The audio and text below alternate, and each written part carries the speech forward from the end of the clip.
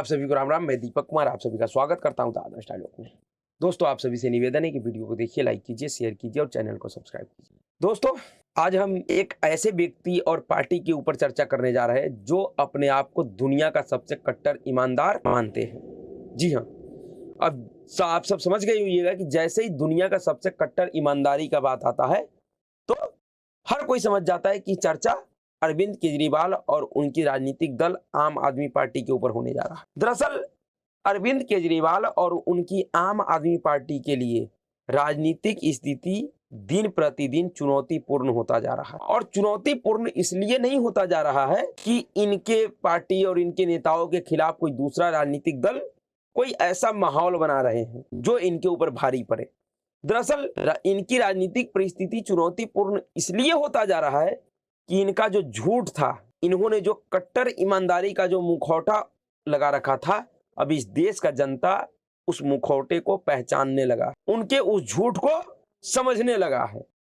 जिस तरीके से कट्टर ईमानदारी के आड़ में अरविंद केजरीवाल और उनका पार्टी जमीन से लेके आसमान तक भ्रष्टाचार के दलदल में धंसता जा रहा है, उस परिस्थिति ने अरविंद केजरीवाल के लिए बड़ा चुनौतीपूर्ण माहौल खड़ा कर दिया है। आप सभी को पता है कि अरविंद केजरीवाल और उनकी पार्टी एक ऐसी राजनीतिक दल है जो भ्रष्टाचार के विरुद्ध आंदोलन से पैदा हुआ, लेकिन 10 वर्षों की राजनीतिक कार्यकाल में ही भ्रष्टाचार के दलदल में आकंठ डूब जाएगा इनके नेता और इनका पार्टी, यह किसी ने कल्पना नहीं किया था।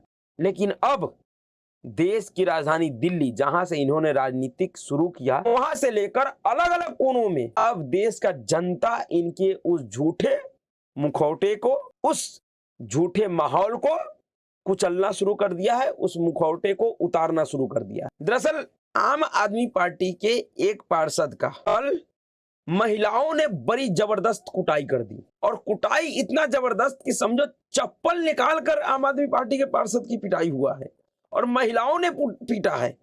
कोई भी एक पुरुष नहीं था, सब महिलाओं ने मिलकर इनके एक पार्षद को चप्पलों से पीटा है, सरियाम रोड पे पीटा है। उस पार्षद की स्थिति ऐसा हो गया कि वह अपना जान बचाने के लिए पुलिस स्टेशन जा पहुंचा, तब जाकर महिलाओं ने उनको पीटना बंद किया। ऐसे उन महिलाओं के खिलाफ मुकदमा दर्ज हो गया है। लेकिन आम आदमी पार्टी के इस पार्षद के पिटाई ने फिर से आम आदमी पार्टी के उस नकाब को बिल्कुल उतार दिया है, जिससे आम आदमी पार्टी और उनके कट्टर ईमानदारी वाला जो वह छवि था वह बेनकाब हो गया, नंगा हो गया। इस तरीके से अपने आप को और अपने पार्टी के नेताओं को दुनिया का सबसे कट्टर ईमानदार कहने वाले लोग जमीन से लेकर आसमान तक भ्रष्टाचार में लिप्त है, उसका यह जीवंत उदाहरण है कि इनके पार्षद को जो महिलाओं ने पीटा है वह भ्रष्टाचार के आरोप में ही पीटा है। दरअसल मध्य प्रदेश के श्योपुर में आम आदमी पार्टी के एक पार्षद को महिलाओं के समूह ने जमकर पीटा। महिलाओं ने पार्षद पर आरोप लगाया कि वह भ्रष्टाचारी है और पीएम आवास योजना में 20-20 हजार रुपये का रिश्वत मांग रहा था। जी हाँ, यह दुनिया के सबसे कट्टर ईमानदार पार्टी के नेताओं और पार्षदों का यह ईमानदारी है, जो अपने और अपने नेताओं को कट्टर ईमानदारी का सर्टिफिकेट बांटता है। उस पार्टी के पार्षद हैं जिनका नाम है जुगल मेहरा, जो कि मध्य प्रदेश के सीहोर में वार्ड नंबर 14 के पार्षद हैं, वार्ड पार्षद हैं। अब देखिए, यह सबसे छोटी इकाई है। वार्ड पार्षद का जो इकाई है वह सबसे छोटी इकाई है राजनीतिक दृष्टि से। उस छोटी इकाई से लेकर आम आदमी पार्टी के शीर्ष तक, क्योंकि छोटा इकाई पार्षद और सबसे बड़ा जो आम आदमी पार्टी का शीर्ष है वह आम आदमी पार्टी का संयोजक पद, जो खुद अरविंद केजरीवाल है संयोजक, वहां तक के व्यक्ति भ्रष्टाचार में आकंठ डूबा हुआ है। जो निम्न स्तर पे है पार्षद, वह उन गरीब महिलाओं से प्रधानमंत्री आवास योजना में 20-20 हजार रुपये का रिश्वत मांग रहा है। ऐसे में एक चीज बता दूं कि यह जो 20-20 हजार रुपये वाला रिश्वत का जो आरोप है, यह ऐसा नहीं है कि जिससे बिल्कुल इनकार किया जा सकता है। और ऐसा भी नहीं है कि यह रिश्वत सिर्फ आम आदमी पार्टी का पार्षद ही मांग रहा है। वह अलग बात है कि आम आदमी पार्टी के इस पार्षद ने जुगल मेहरा ने शायद गलत महिलाओं से पंगा ले लिया रिश्वत मांग के, इसलिए इनकी पिटाई हो गई। जिस तरीके से इनकी पिटाई हुई है, एक तरीके से वो अच्छी बात नहीं है, लेकिन इस देश का जनता भ्रष्टाचार से इतने त्रस्त है कि उनका सब्र का बांध टूटता जा रहा है। लेकिन यह जो भ्रष्टाचार का खेल है, इसमें सिर्फ आम आदमी पार्टी का पार्षद ही लिप्त नहीं है। देश में चाहे किसी भी पार्टी का पार्षद हो या फिर किसी भी पार्टी का नहीं हो, इंडिपेंडेंट हो, या ग्राम पंचायत स्तर पे जो वार्ड होता है, जो प्रधान होता है, मुखिया होता है, ये सभी लोग आवास योजना में इस तरीके का भ्रष्टाचार करते हैं, खुलेआम करते हैं। बिहार में, मैं बिहार से हूं इसलिए मैं बिहार की स्थिति को जानता हूं। बिहार में अगर आपको पीएम आवास योजना का लाभ लेना है तो बाकायदा आपके घर पे जो आपका वार्ड, अगर आप ग्रामीण क्षेत्र में रहते हैं तो आपका वार्ड मेंबर, जो आपके क्षेत्र का विकास मित्र है, वह विकास मित्र, जो आवास सहायक है, वो सब लोग इन लोगों के द्वारा जो चयनित उम्मीदवार होता है, उनसे जबरन इस तरीके के पैसे की वसूली करवाता है। उनको धमकी दिया जाता है कि अगर तुमने 20,000 रुपये नहीं दिया, ये बिल्कुल सच है। ये जो 20,000 का पैटर्न हो, जो पूरे देश में है, कहीं कहीं इससे भी ज्यादा है, लेकिन जो सबसे कम 20,000 का पैटर्न है। इसलिए अगर ये आम आदमी पार्टी का पार्षद अगर पीटा गया है, इनके ऊपर यह आरोप लगा है, तो यह ऐसा आरोप नहीं है जिसे बिल्कुल खारिज किया जा सकता है। यह आरोप सत्य हो सकता है, क्योंकि ग्रामीण इलाके में रहने वाला हर एक व्यक्ति जिनको यह इस तरीके का योजना मिलता है, वह इस तरीके का समस्या का सामना जरूर करते हैं। शायद ऐसा कोई व्यक्ति होगा या किसी ऐसे क्षेत्र का कोई ऐसा जनप्रतिनिधि होगा जो वाकई कट्टर ईमानदार होगा, तो उनके क्षेत्र के लोगों को ऐसा समस्या नहीं आता होगा। लेकिन अधिकतर क्षेत्र का जो लोग है, उनका जो जनप्रतिनिधि है, वह इस तरीके का भ्रष्टाचारी होता है।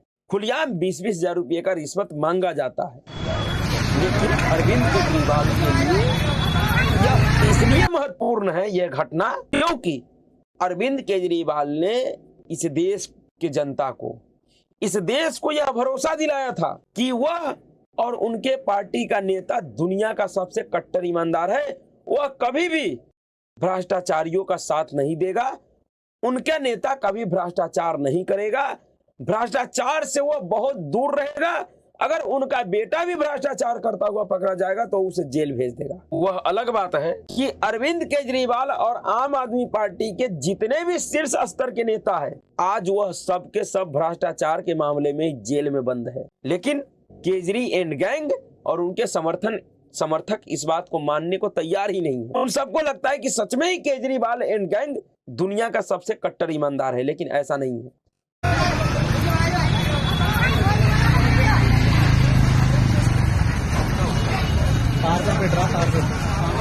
चौदह वार्ड का पार्षद है। यह जो आरोप लगाया है महिलाओं ने, यह बिल्कुल सही आरोप है। मीडिया रिपोर्ट के मुताबिक घटनाक्रम के मुताबिक शनिवार शाम को नगर पालिका में विकसित भारत संकल्प यात्रा कार्यक्रम रखा गया था। इस कार्यक्रम में वार्ड 14 के पार्षद जुगल मेहरा भी पहुंचे थे, जिस पर महिलाओं ने पीएम आवास की किस्त दिलाने के एवज में रिश्वत मांगने का आरोप लगाया और उनकी पिटाई शुरू कर दी। सरेराह महिलाओं ने पार्षद के कुर्ते का कॉलर पकड़कर खींच लिया और पहले चप्पलों से फिर थप्पड़ जड़ दिया। इस दौरान वहां मौजूद लोगों ने बीच बचाव भी किया, लेकिन महिलाओं से घिरे पार्षद ने कोतवाली थाने में भागकर अपनी जान छुड़ाई।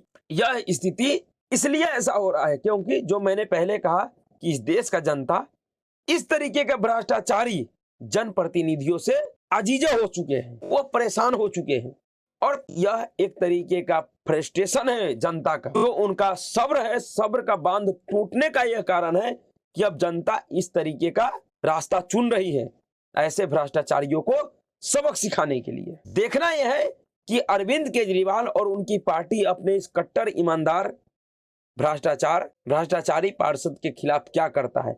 ऐसे भी कुछ करेगा नहीं, क्योंकि जिस पार्टी के शीर्ष नेतृत्व पे ही ये आरोप है कि उसने दिल्ली शराब घोटाले के मामले में भ्रष्टाचार किया है। और ये आरोप नहीं, अब तो साबित हो गया। जिस तरीके से अरविंद केजरीवाल जांच एजेंसियों के डर से भागता फिर रहा है, उससे यह बिल्कुल स्पष्ट हो गया कि अरविंद केजरीवाल ने भ्रष्टाचार किया है। अगर नहीं किया होता तो अब तक अरविंद केजरीवाल जांच एजेंसियों के सामने पहुंच गए होते और उनका जवाब बिल्कुल बेधड़क दिए होते।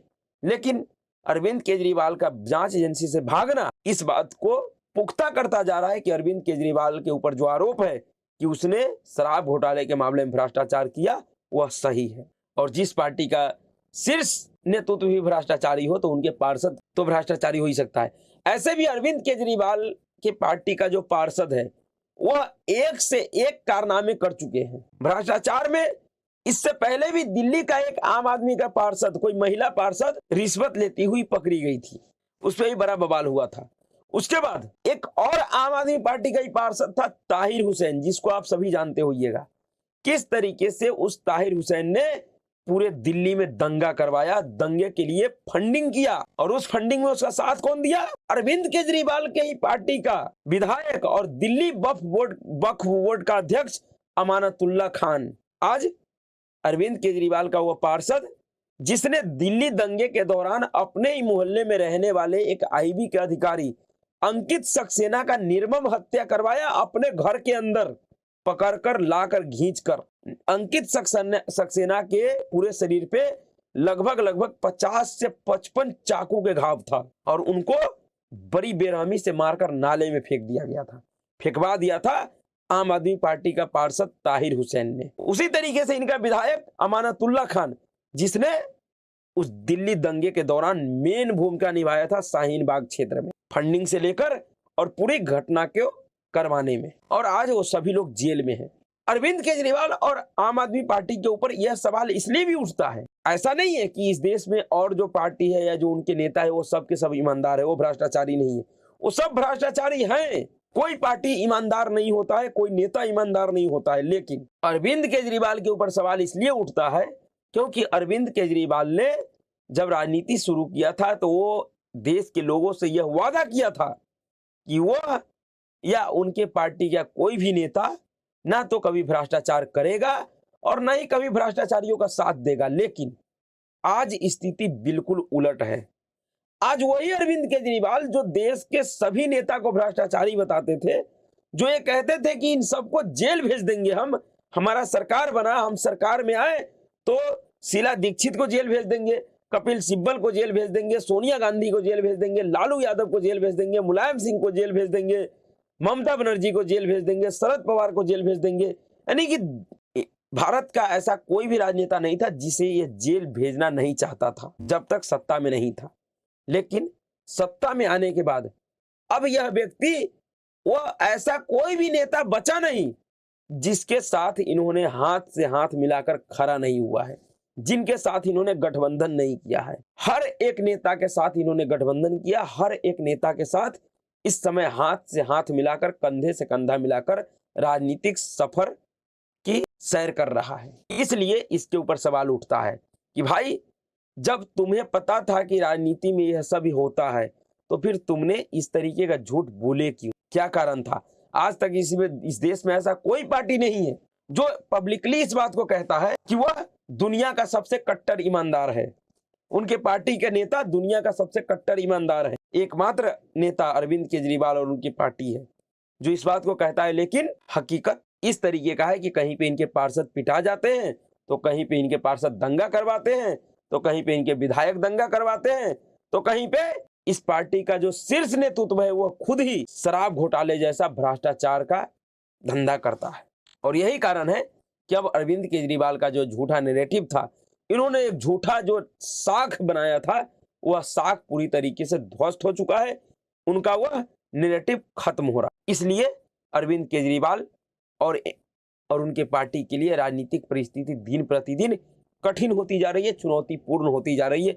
अब एक किस बेशर्मी के साथ जाकर मध्य प्रदेश में कहेंगे कि हम दुनिया का सबसे कट्टर ईमानदार हैं, हमारे नेता दुनिया का सबसे कट्टर ईमानदार हैं। मध्य प्रदेश के लोग कहेगा ना कि भाई वो जो पार्षद था वह कट्टर ईमानदारी के चक्कर में ही पिटाया है, फिर भी तुम निर्लजता से कह रहे हो कि दुनिया का सबसे कट्टर ईमानदार है। और ऐसे कह भी सकते हैं, इतना बेशरम, इतना बेहया इंसान भारतीय राजनीति में आज तक कोई हुआ भी नहीं होगा जितना अरविंद केजरीवाल है। इससे बड़ा झूठा, इससे बड़ा मक्कार और इससे बड़ा डरपोक कोई नेता नहीं होगा। और शायद ये सारे गुण इसके अंदर इसलिए भी है क्योंकि यह व्यक्ति कहने के लिए अपने आप को कहता है कि ये एक सरकारी ऑफिसर था, इनकम टैक्स में अच्छे पद पे काम करता था, लेकिन उसके साथ ही साथ यह व्यक्ति एक एनजीओ जीवी है। यह व्यक्ति एनजीओ गैंग का सरगना है। यह व्यक्ति सरकारी कर्मचारी रहते हुए भी एनजीओ चलाता था। और एनजीओ चलाने वाला लोग बड़ा ही शातिर होता है, बड़ा ही षड्यंत्रकारी होता है। इसलिए लोग इस बात को समझे कि यह व्यक्ति शुरू से ही झूठ बोल रहा है कि यह इनकम टैक्स का कमिश्नर रहा है। ये कभी भी इनकम टैक्स में कमिश्नर नहीं रहा। इस बात का खुद खंडन इनकम टैक्स विभाग ने भी किया था। उसके बाद इस व्यक्ति ने कभी भी ये नहीं बताया कि इसका एनजीओ था, यह एनजीओ गैंग का सरगना था, यह एनजीओ गैंग चलाता था। और वही सब झूठ अब धीरे धीरे बाहर आ रहा है, जिससे इनके लिए राजनीतिक बड़ा चुनौतीपूर्ण होता जा रहा है। तो देखिए आगे क्या होता है। अभी के लिए इतना ही। अगर आपको वीडियो अच्छा लगा तो वीडियो को लाइक कीजिएगा, शेयर कीजिएगा और चैनल को सब्सक्राइब कीजिएगा। नमस्कार।